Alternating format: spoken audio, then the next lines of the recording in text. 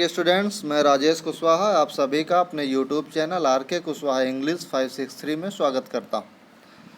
प्रिय विद्यार्थियों, पिछले वीडियोज़ में हम लोग परफेक्ट टेंसेस का अध्ययन कर लिया था। उसके पहले हम लोग इंडेफिनिट और कॉन्टिन्यूअस टेंसेस का अध्ययन कर लिया था।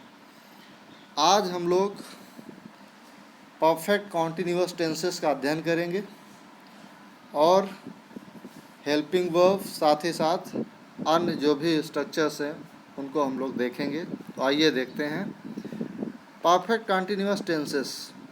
जैसा कि कॉन्टिन्यूअस टेंसेस में वर्ब के फर्स्ट फॉर्म में आईएनजी लगती है, चाहे वो प्रेजेंट कॉन्टिन्यूअस टेंस हो, चाहे पास्ट कॉन्टिन्यूअस टेंस हो, चाहे फ्यूचर कॉन्टिन्यूअस टेंस।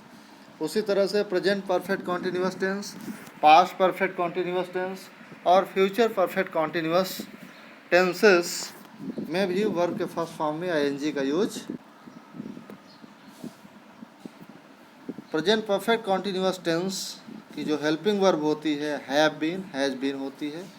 और हमने पिछले वीडियोज़ में बताया भी था कि जितनी भी परफेक्ट की जो भी हेल्पिंग वर्ब होती हैं, चाहे प्रेजेंट परफेक्ट हो, चाहे पास्ट परफेक्ट हो, चाहे फ्यूचर परफेक्ट हो, उनकी जो भी हेल्पिंग वर्ब्स होती हैं उन्हीं सब हेल्पिंग वर्ब्स में बीन लगाने पर वो present perfect continuous, past perfect continuous और फ्यूचर परफेक्ट कॉन्टिन्यूअस की हेल्पिंग वर्ब बन जाती।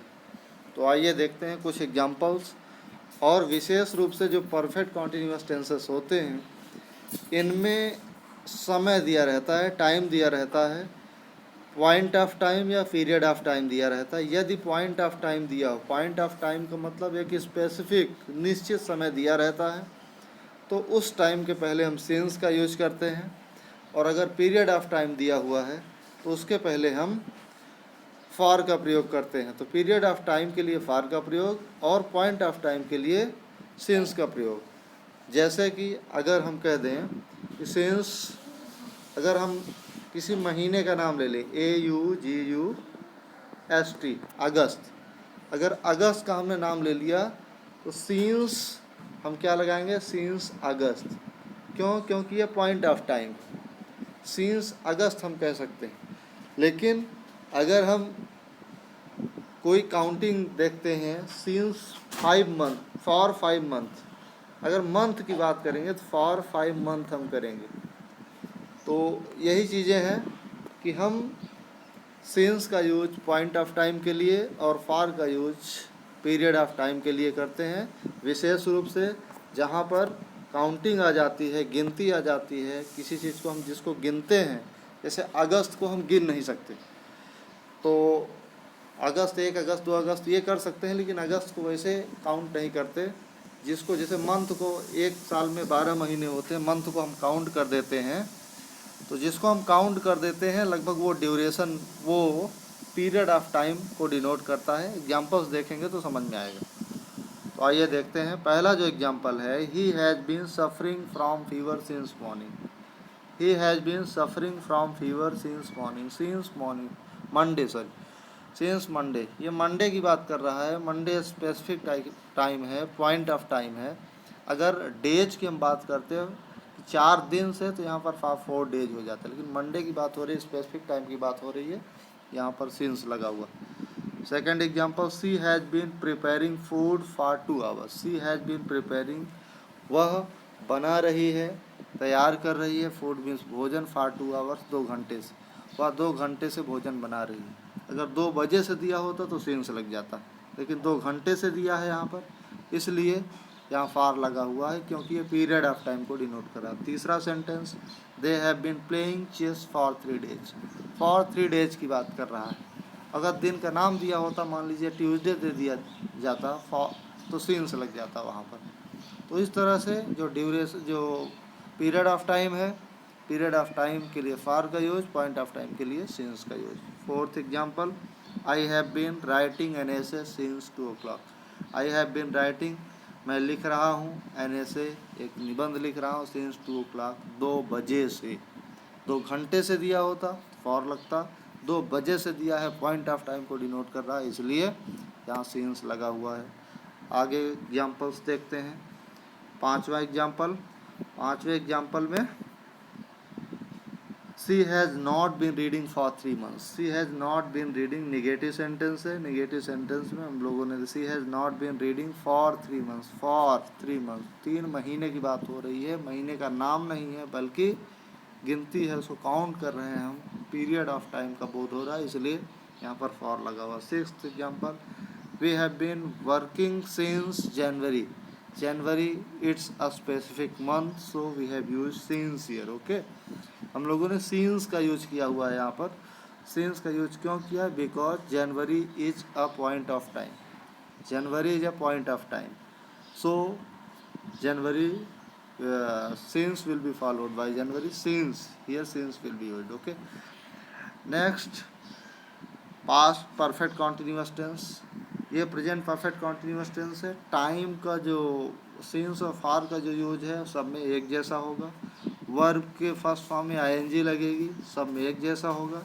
केवल और केवल हेल्पिंग वर्ब में परिवर्तन होगा और उसके सेंस हिंदी सेंस में परिवर्तन हो जाएगा। पास्ट परफेक्ट कॉन्टिन्यूस को देखते हैं। हेल्पिंग वर्ब है had been. Past perfect continuous की हेल्पिंग वर्ब क्या है? हैड बीन है, और हैड बीन लगाते हैं, था थे थी का सेंस निकलता है पास्ट, जैसा कि हम जानते ही हैं। पहला एग्जांपल देखते हैं। He had been suffering from fever since Monday. He had been suffering, वह सफ़र कर रहा था, वह परेशान। फ्रॉम फीवर, उसको बुखार आ रही थी। सिंस मंडे, मंडे से, सोमवार से।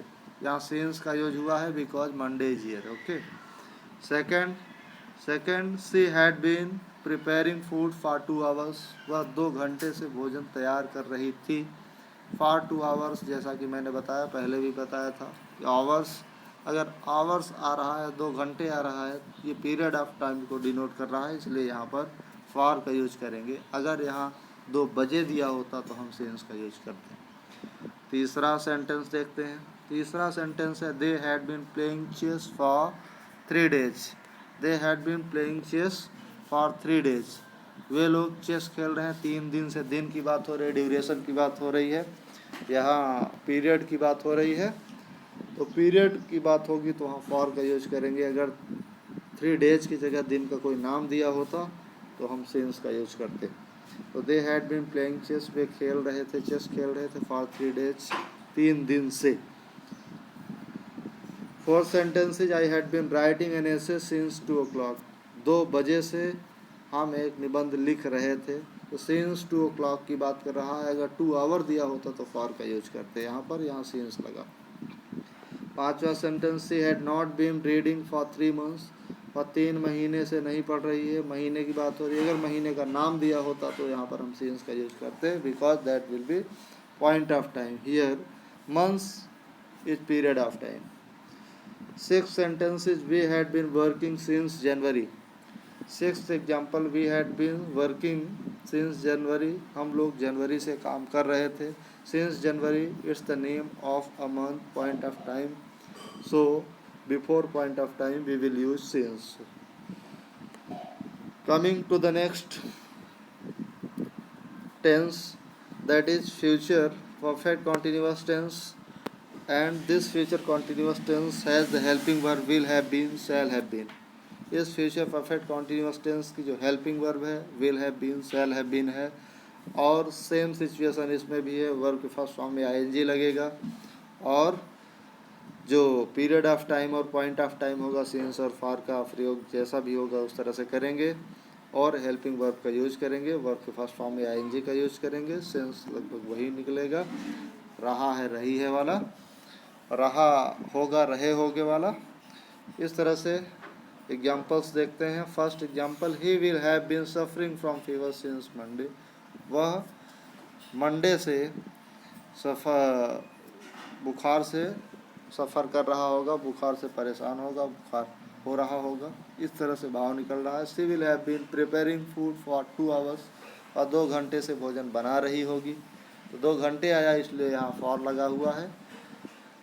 तीसरा एग्जाम्पल है, they will have been playing chess for 3 days। वे लोग 3 दिन से चेस खेल रहे होंगे। डेज की बात हो रही है, अगर कोई डेज का नाम होता तो यहाँ सिंस का यूज करते।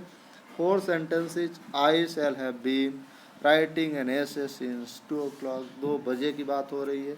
अगर 2 घंटे की बात होती तो हम फॉर का यूज करते, यहाँ सिंस का यूज हुआ क्योंकि 2 बजे स्पेसिफिक टाइम की बात हो रही, पॉइंट ऑफ टाइम की बात हो रही है। 5वां सेंटेंस देखते हैं, she will not have been reading for 3 months, वह 3 महीने से नहीं पढ़ रही होगी। तो not, will not have been. अब देखिए यहाँ पर एक स्पेशल चीज़ बता रहा हूँ, विल नॉट हैव बीन। अब यहाँ हेल्पिंग वर्ब जो हमारी है 3 शब्दों वाली, विल हैव बीन है। 3 शब्दों वाली जब हेल्पिंग वर्ब होती है और नॉट लगाना होता है तो पहले शब्द के बाद नॉट लगाते हैं, बाद में 2 शब्द रखते हैं। 3 शब्दों वाली 3 वर्ड्स वाली जो हेल्पिंग वर्ब होती है, पहले शब्द के बाद हम नॉट लगाएंगे और दोनों वर्ड बाद में रखेंगे। अगर मान लीजिए इंट्रोगेटिव सेंटेंस है और सब्जेक्ट को बीच में रखना है तो सब्जेक्ट की भी यही स्थिति होगी, विल के बाद सब्जेक्ट को रखेंगे, फिर नॉट लगाएंगे, फिर हैव बीन लगाएंगे, अगर ये स्थिति बनेगी तो। ठीक है, तो कहने का मतलब ये है कि अगर 3 शब्दों वाली हेल्पिंग वर्ब है तो एक शब्द के तुरंत बाद नॉट या सब्जेक्ट का यूज करेंगे। इंट्रोगेटिव सेंटेंस में सब्जेक्ट का यूज और नेगेटिव सेंटेंस में नॉट का यूज करते हैं। 6वां सेंटेंस देखते हैं। 6वां सेंटेंस है, we shall have been working since January. Since January पहले भी बता चुका हूँ, जनवरी इसलिए सिंस लगा हुआ। अगर यहाँ पर कोई महीना हो, टाइम दिया होता कि इतने महीने से, 3 महीने से, 4 महीने से, तो फॉर का यूज करते। जैसा कि नीचे दिया हुआ है सिंस और फॉर का यूज। सिंस का यूज पॉइंट ऑफ टाइम के लिए, फॉर का यूज पीरियड ऑफ टाइम के लिए। और यहाँ बताया भी गया है कि name of month, days etcetera. तो सिंस का use name of month, days. तो सिंस कहाँ पर लगता है? जहाँ महीनों के नाम होते हैं, दिनों के नाम होते हैं, जैसे संडे, मंडे, ये सब, या जनवरी, फरवरी हो गया, या फिर ईयर्स के नेम हो गए 1980, 1950, 1947। इस तरह से जो ईयर्स के नाम होते हैं उनमें भी लगता है। लेकिन अगर हम कहें 3 साल से, अगर हम पीरियड बता रहे हैं तो पीरियड में फॉर का यूज किया जाएगा। यही चीज़ें विशेष रूप से ध्यान देने की ज़रूरत है। इस तरह से हम लोगों ने इस जो वीडियो की सीरीज़ शुरू किया था, टेंस की वीडियो की सीरीज़, आज उसको कंप्लीट करते हैं।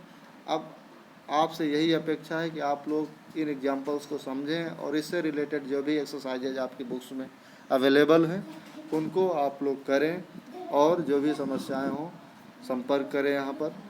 तो इस तरह से हम लोगों ने प्रेजेंट इंडेफिनिट टेंसेस का अध्ययन किया, प्रेजेंट, पास्ट, फ्यूचर में, फिर कॉन्टीन्यूअस, फिर परफेक्ट कॉन्टीन्यूअस टेंसेस का अध्ययन किया। हेल्पिंग वर्ब्स पहले ही पढ़ लिया था और सेंटेंस का स्ट्रक्चर पहले ही पढ़ लिया था। तो मेरी समझ से है कि आप लोग काफ़ी कुछ सीख चुके हैं टेंस के बारे में, ज़्यादा कठिनाई नहीं महसूस होगी। आगे भी अगर नहीं समझ में आ रहा है तो वीडियो को 1 बार, 2 बार, 3 बार, 4 बार, जितनी बार में समझ में आए उतनी बार में देखिए। और आपसे आग्रह है कि चैनल को सब्सक्राइब करें, वीडियोज़ को लाइक करें, शेयर करें और कमेंट करें। अगर कुछ चीज़ें नहीं समझ में आ रही हैं तो कमेंट करिए, हम उनका आंसर देने का पूरा प्रयास करेंगे। और इन्हीं शब्दों के साथ thank you very much, have a nice day.